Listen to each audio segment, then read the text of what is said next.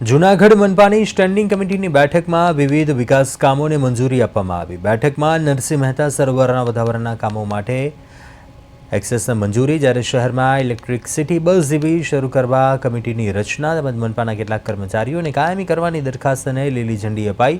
ઉપરાંત 4 વોર્ડમાં ₹1.5 કરોડના વિકાસ કામોને પણ મંજૂરી અપાઈ છે। જોકે આ નિર્ણયોને લઈને વિપક્ષના નેતા લલિત પરસાણાએ આકરા પ્રહાર કરતા નરસિંહ મહેતા તળાવને અધિકારીઓ અને શાસકો માટે પૈસા કમાવાનું મશીન ગણાવ્યું। જૂના ટેન્ડર હોવા છતાં ફરી એક્સેસ આપી ભ્રષ્ટાચાર થતા હોવાનો આરોપ લગાવી સિટી બસ સેવા માત્ર કાગળ ઉપર હોવાનું કહી એજન્સીઓને છાવરવાનું કામ બંધ કરવાની માંગણી કરી હતી।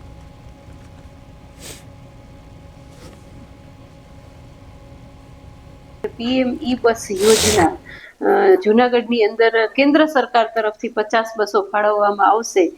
એના સુચારુ સંચાલન માટે એક એસપીવી સ્પેશિયલ પર્પઝ વ્હીકલ એવી એક કમિટીની રચના કરી છે અને આ કમિટી છે એને મંજૂરી આપવાનું કામ છે એ આજે અહીંયા સ્ટેન્ડિંગ કમિટીમાં અમે મંજૂરી આપી છે।